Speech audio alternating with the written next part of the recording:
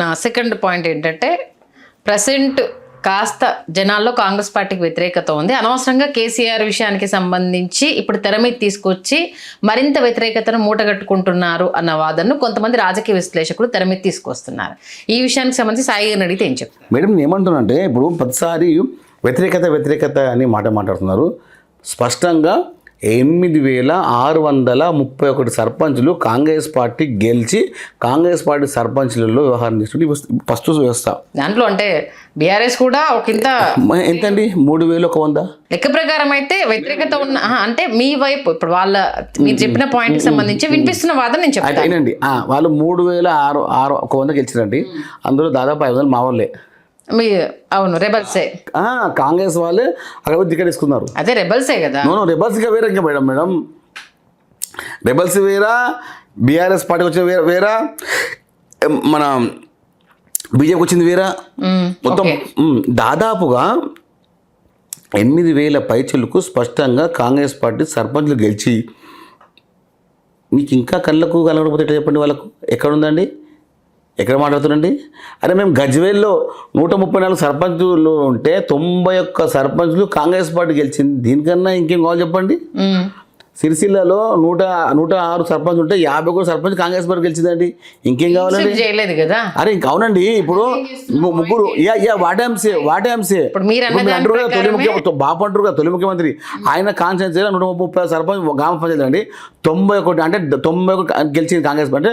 78% పైగా గజ్వేల్ అసెంబ్లీలో కాంగ్రెస్ పార్టీ సర్పంచ్ గెలిచింది. అంటే మీ బాపు, మీ తొలి ముఖ్యమంత్రి, మీ పార్టీ అధ్యక్షుడు, ప్రతిపక్ష నాయకుడు, ఆయన నియోజకవర్గంలోనే కాంగ్రెస్ పార్టీ గెలిచింది.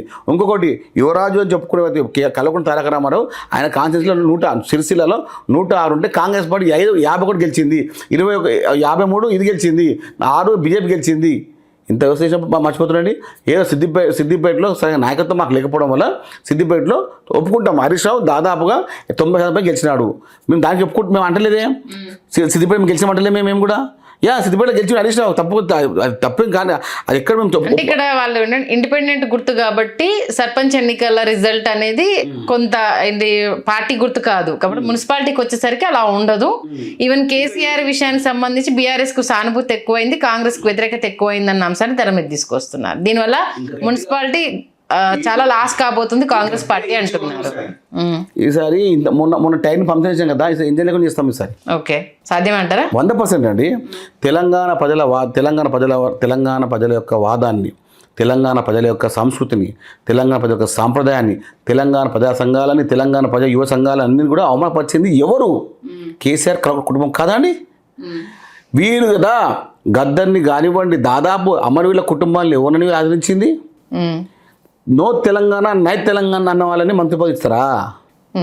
ఎవరైతే తెలంగాణ వ్యతిరేకంగా మాత్రం వాళ్ళందరూ పిలిచి మీకు బాడీ జాయిన్ చేసుకుంటారా? చెప్పండి. గత 10 ఏళ్ళు ఎవరైతే నై తెలంగాణ అంటారే వాళ్ళ పదవులు ఇచ్చారు. మీరు ఏ విధంగా మిమ్మల్ని నమ్మాలి తెలంగాణ ప్రజలు? ఎందుకు మిమ్మల్ని కలుకాల్సి వాద పెట్టి చెప్పండి. సరే అది చేశారు. ఇప్పుడు మేము చేసాము చెప్పండి. మేమేం చేసామండి? మీరేం చేశారు? మేము ఆయన అయ్యా మీకు 500 యూనిట్ల కరెంట్ ఇచ్చాము. అదే ఎప్పుడు ఇవ్వలేని రేషన్ కార్డులు ఇచ్చాము. సన్నాలకు వడ్లకు 500 రూపాయలు బోనస్ ఇచ్చాము. 18,000 కోట్ల రూపాయలు రుణమాఫీ చేశాము. రైతులకు సంబంధించిన పూర్తి వ్యవహారాలు విస్పష్టంగా సంపూర్ణంగా పరిపూర్ణంగా న్యాయం చేశాము. ఎక్కడండి మీకు అన్యాయం జరిగింది? గ్యాస్ సిలిండర్ ఇస్తున్నాము, కరెంట్ ఇస్తున్నాము, అదేవిధంగా ఫ్రీ బస్ ఇస్తున్నాము, 10 లక్షల జీవిత బీమా ఇస్తున్నాము, గ్రూప్ 1, గ్రూప్ 2, గ్రూప్ సంబంధించిన నియామక పత్రాలు ఇచ్చాము, డిఎస్సి ఇచ్చామండి. ఇంకేం చేయాలి? అంటే ఎగ్జామ్ పెట్టింది ఎవరండి? ఎగ్జామ్ పెట్టండి. అదే గ్రూప్ 1 కోసము ఎన్ని గ్రూప్ 1 కోసము నానా తంటాలు పెట్టినండి బీఆర్ఎస్ వాళ్ళు. ఆ పనికే కోర్టుకు పోయారు, ధర్నాలు చేసారు, వ్యవహారం చేసారు. 96% వారికి న్యాయం జరగాలనే ఉద్దేశంతో మీరు ఎన్ని తిట్లు తిట్టినా, మీరు ఎన్ని ఇబ్బంది పెట్టినా కూడా గ్రూప్ 1 సక్సెస్ఫుల్ చేసి ఇంకా బద్నాం ఇచ్చారండి. 3 కోట్ల రూపాయలు గ్రూప్ 1 అని చెప్పి చెప్పు కొట్టిన వాళ్ళ కుటుంబ సభ్యులు ప్రెస్ మీట్ పెట్టి చెప్పుతో కూడా మాట్లాడారు బీఆర్ఎస్ పార్టీ నాయకులని. 3 కోట్లు అండి. ఒక్కొక్క ఇంట్లో వాళ్ళకి ఇంట్లో కిరాయి రెంట్ కట్టే ఇల్లు లేవండి వాళ్ళకు. కుటుంబాలు అంటారు. ఎవరు ముఖ్యంగా చెప్పారు రేవంత్ రెడ్డి గారు, ఏ ఒక్కరితోనైనా కూడా నేను టీ తాగానా అని చెప్పారండి. అరే వాళ్ళ కళ్ళ నుంచి ఆనందం చూసి నేను పోయాను అడిగి శిల్పారం నేను వెళ్ళాను, నేను చూశాను. వాళ్ళ కళ్ళల్లో ఆనందం చూసి నా కళ్ళ నుంచి ఏడుపు వచ్చిందండి దాదాపుగా. ఇంత వాళ్ళు చప్పట్లు కొడుతూనే ఉన్నారు. ఆనందంతో వచ్చిన చప్పట్లు అండి అవి. దానికోసం ఏంటండి 896 పోస్ట్ 333 కోట్లు తీసుకున్నాను ఒక పోస్ట్కి. సిగ్గు లేదు, మానం లేదు, అభిమానం లేదు, మాటల్లో కూడా రీతి రివాయి లేదు ఈ బీఆర్ఎస్ నాయకులకు. ఒక నిరుపేద కుటుంబాలు వాళ్ళకు గంజకే అన్నానికే వాళ్ళకి రెంట్లకు తక్కువ, వాళ్ళ ట్యూషన్లకు డబ్బులు లేకుండా వాళ్ళు ఎక్కడికి అప్పుడు బంగారం తెచ్చి వాళ్ళు ట్యూషన్ చేయించి వాళ్ళ కుటుంబాన్ని వాళ్ళకు ఉన్నతాలు రావాలనుకుంటే వారి మీద కూడా మీరు అబండాలండి.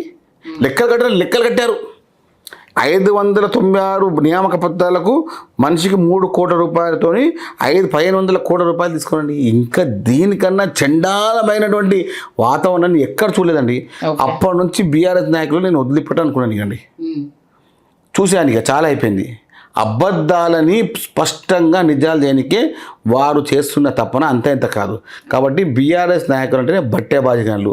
బీఆర్ఎస్ పార్టీని బహిష్కృత రాష్ట్ర సమితిగా తెలంగాణ ప్రజలు నిర్ణయించారు. తెలంగాణ ప్రజలు కేసీఆర్ ఉన్నంత వరకే బీఆర్ఎస్ పార్టీకి అన్ని సీట్లు ఇస్తారు. ఒకసారి కేసీఆర్ గారు వెళ్ళిపోయిన తర్వాత బీఆర్ఎస్ పార్టీని తెలంగాణ రాష్ట్రంలో ఉండనివ్వరు. ఓకే, ఇప్పుడు మున్సిపాలిటీ ఎన్నికలు కాంగ్రెస్ పార్టీకి రెఫరెండం అవుతాయా మరి? 100% అండి. ఇప్పుడు మేము చెప్తున్నాం కదండి, కంటోన్మెంట్ ఎన్నికన్నారు ఓకే, జూబ్లీస్ ఎన్నికన్నారు ఓకే, సర్పంచ్ అన్నారు ఓకే, రిఫరెండం అంటున్నారు, వాళ్ళు తప్పించుకుంటూ పోతున్నారు. ఏమవుతుందండి, జూబ్లీస్ ఎన్నికల్లో మేము గెలుస్తున్నామని బీఆర్ఎస్ పార్టీ గెలిస్తే 25,000 ఓటుతో కాంగ్రెస్ పార్టీ గెలిచింది. కంటోన్మెంట్ కాంగ్రెస్ పార్టీ గెలిచింది. సర్పంచ్లు ఒక్క వ్యవహారం లేదు, మేము గెలుస్తామని చెప్పారు, సర్పంచ్ కాంగ్రెస్ పార్టీ గెలిచింది. రిఫరెండం అవునండి. రిఫరెండంగా దగ్గరికి వచ్చేసరికి ఖచ్చితంగా ఇంకా టఫ్ ఫైట్ ఉంటుంది. మేడం 120 ఈ వ్యతిరేకత అంతా మున్సిపాలిటీకి సంబంధించి పార్టీ గుర్తు కాబట్టి కాంగ్రెస్ కు ఈసారి గట్టి దెబ్బ తగలబోతుందంటూ మేడం కాంగ్రెస్ వినిపిస్తున్నారు. ఎవరంటున్నారండి? బీఆర్ఎస్ పార్టీ తప్ప సీనియర్ రాజకీయ విశ్లేషకులు కూడా రైతు బంధు ఇవ్వలేదు, పెన్షన్ ఇవ్వలేదు, విద్యార్థులకు సంబంధించిన 420 హామీలు అంటూ ప్రజలు. నేనేమంటున్నా, మీరు 100% బీఆర్ఎస్ పార్టీ నాయకులకు మీ యొక్క ఛానల్తో చెప్తున్నాను, 101 కన్నా తక్కువ కాదండి కాంగ్రెస్ పార్టీకి మున్సిపాలిటీ పక్క రాసి పెట్టుకోండి. ఇప్పుడే మీకు చెప్తున్నాను కదా, కొన్ని డైరెక్ట్ క్లీన్షిపే, ఓకే, కొన్ని మున్సిపల్ డైరెక్ట్ క్లీన్షిపే.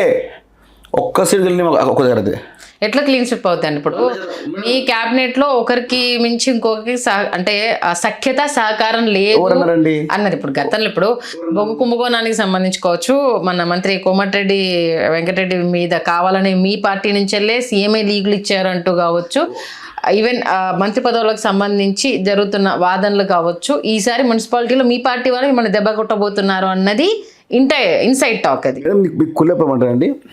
ఎక్కడైతే మీరు ప్రతిసారి రేవంత్ రెడ్డి గారి పైన అంటున్నారు, రేవంత్ రెడ్డి గారు లీక్ ఇస్తా అంటారు. కాంగ్రెస్ పార్టీ ముఖ్యమంత్రి, కాంగ్రెస్ పార్టీ మంత్రి పైన లీక్ ఎందుకు ఇస్తారండి? ఇది కేవలం బీఆర్ఎస్ పార్టీ యొక్క అబద్ధాలకు ప్రచారం. ముఖ్యమంత్రి గారు బాగా చెప్పి సిట్టి వేసి వాళ్ళు అరెస్ట్ చేయించిన వ్యవస్థ ఉందండి. దీనికన్నా ఇంకేం కావాలండి? తర్వాత 4 గడుచుకొని మళ్ళీ వాళ్ళే సరి చేసుకున్నారు అన్నది కదా. అట్లా ఉండదండి. ఇప్పుడు మొత్తము వ్యవహారంలో రాజకీయ క్రోధం పట్టించుకున్నప్పుడు కోమటిరెడ్డి వెంకటరెడ్డి గారు కాంగ్రెస్ పార్టీ సీనియర్ నాయకులు, గత ఉమ్మడి రాష్ట్రంలో మంత్రి చేసిన వ్యక్తి, తెలంగాణ ఉద్యమకారులు పాల్గొన్న వ్యక్తి. ఆయనకి ఏమైనా అవమానం జరిగితే ఎట్టుకుంటాడు ముఖ్యమంత్రి రేవంత్ రెడ్డి గారు? ఊరుకోదండి. చెప్తా ఎంత ఇప్పుడు కొన్ని మీడియాలు వ్యతిరేకంగా వస్తాయని నాకు తెలిసినా కూడా అబద్ధ ప్రచారానికి నేను వ్యతిరేకమని చెప్పి బాధ్యతగా అరచడం జరిగింది. మేము ఎక్కడ మీతో అబద్ధం ఆడట్లేదు.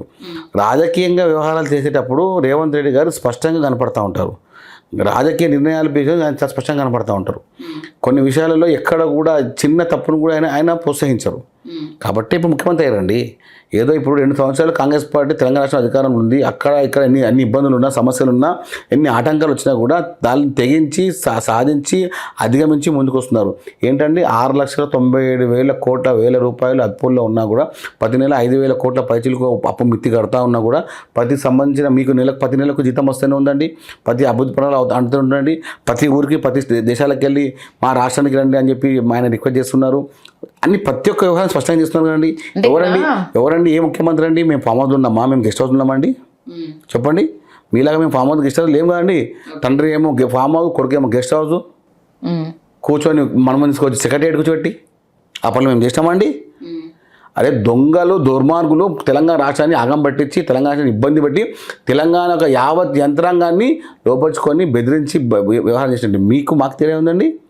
55 సంవత్సరాల పైచలకు తెమ్మడి ఏపీలో కాంగ్రెస్ పార్టీ అధికారంలో ఉంది. 70 సంవత్సరాల భారతదేశంలో కాంగ్రెస్ 50 సంవత్సరాల పై అధికారంలో ఉంది. అధికారం మా కొత్త అండి.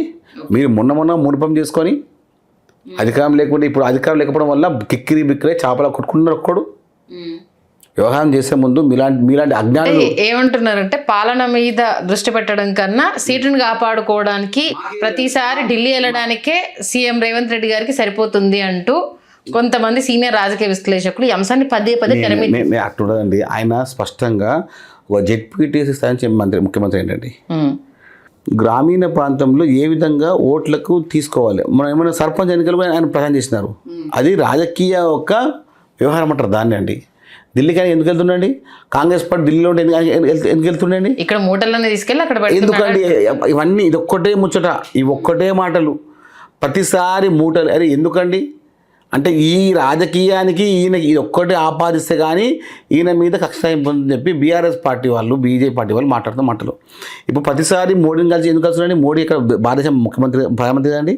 ఒక రాష్ట్ర ముఖ్యమంత్రికి వెళ్ళి మా రాష్ట్రానికి మెట్రో కావాలి, మా రాష్ట్రానికి ట్రిబుల్ కావాలి, మా రాష్ట్రానికి ఎయిర్పోర్ట్లు కావాలి, మా రాష్ట్రానికి ఐఐటి కావాలి, మా రాష్ట్రానికి మొత్తం పూర్తి వ్యవహారాలు కావాలి, మీరు పూర్తి సహకరించండి, మమ్మల్ని కూడా ఒక రాష్ట్రంగా చూడండి అని చెప్పి బామాలి విన్నపాలు చేసుకుంటా ఉంటే అది కనబడతలేదు అండి. ఆయన ఎప్పుడు ఢిల్లీ ఎవరు కలుస్తాడండి? కేంద్ర మంత్రులు, విద్యుత్ శాఖ మంత్రిని కలుస్తాడు, రైల్వే మంత్రిని కలుస్తాడు, రోడ్డు రవాణా శాఖ మంత్రిని కలుస్తాడు, ఫైనాన్స్ మంత్రిని కలుస్తాడు, ప్రధానమంత్రిని కలుస్తుంటాడు, హోంమంత్రిని కలుస్తాడు. ఎందుకు కలుస్తాడండి?